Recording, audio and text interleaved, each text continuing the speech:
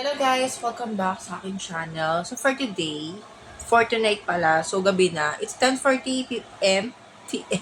It's 10:40 p.m. and tsaka tapos na namin maligo. Ako and my kids, katapos ka lang din maglinis ng kusina. Naloka ako sa kusina. So hindi ko na pinakita, hindi ko na kayo sinama. So ayun guys, alam nyo guys, ano ba? Na-suspend yung page ko. Yes, na-suspend yung page ko.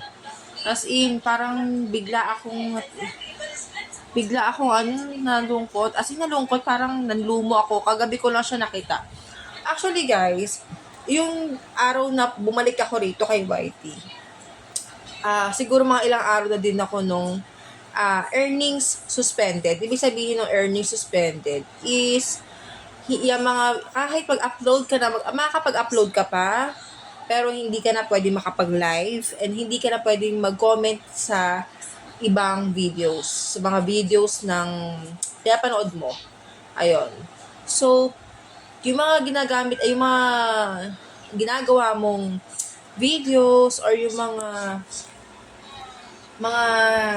ina-upload mong videos, ibig sabihin nun is walang kikitain. Kahit gaano pa kalaki yung views niyan, kahit gaano pa kalaki yung engagement niyan, yung tinatawag na engagement, yung mga share, yung mga tag, kahit gaano pang kamilyon yan, basta earning suspended ka is wala pong kikitain. Kaya sabi talaga nila, pag once earning suspended, wala tagang kwenta. Ibig sabihin nun talaga dapat is may backup ka na cellphone or na isang account kasi para just in case mga ganitong mangyayari, di ba? At least meron ka pang isang ma-uploadan, di ba? Dito naman aga kay YT sa channel ko guys, napakabait nito eh.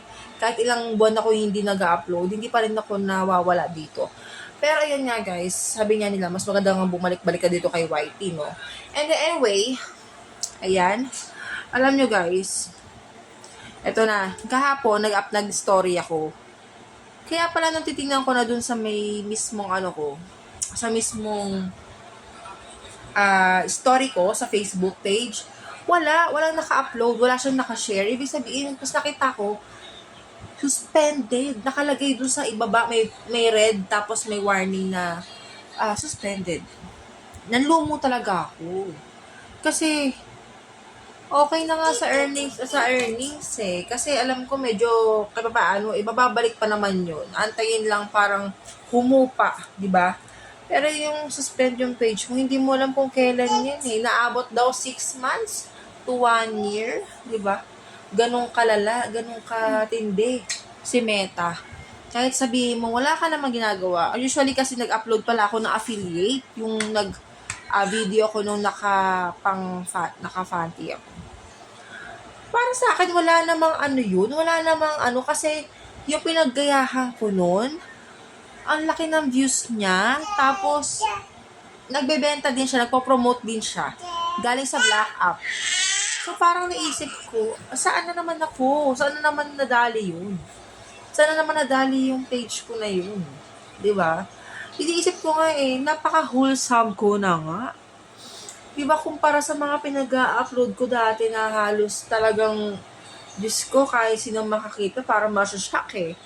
Pero ngayon, napaka-wholesome ko na, kung alam nyo lang, napaka-ingat ko. Simula nung mawala yung isa kong channel dati sa YT, napaka-ingat ko na mag-upload or magpakita ng kung ano-ano. Kung kailan ako nag-iingat, doon naman ako laging nababayo, lagi akong nadadali. Hindi ko din alam kung bakit. Nakaka-stress. Kaya kayo guys sa mga nyo, mag-ingat-ingat kayo. Kung tutusin, kahit na original content or original video mo na, basta pag ikaw talaga may maliit lang na nakita sa'yo si Meta, talagang nadadali talaga yung page mo. Pero yung iba naman kasi glitch.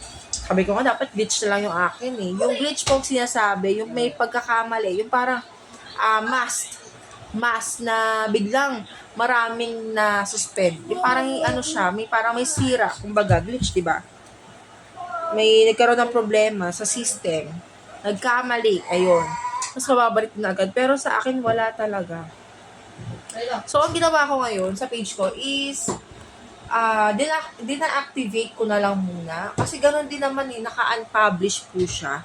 So, pag once naka-unpublish po, kahit yung mga anak ko, hindi nakikita. Wala talaga, hindi nakikita yung hindi nakikita yung page ko. Kaya, dina-activate ko na lang. Kasi ganun din naman. Ewan ko kung kailan ko siya i-open ulit. Kaya ang ginawa ko, nag-upload muna ako sa isang bagong gawa ko na bahala na kasi sa totoo lang yung page na yun, ang dumi na rin eh. Kumbaga, ibig sabihin ng ang dumi is ang dami ng violation. Kaya sabi talaga nila pag once na may page ka, kailangan lagi ka may backup. Huwag ka magre-rely sa isang page.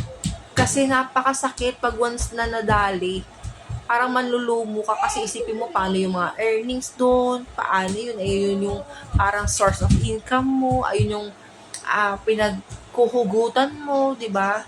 Tapos biglang mawawala.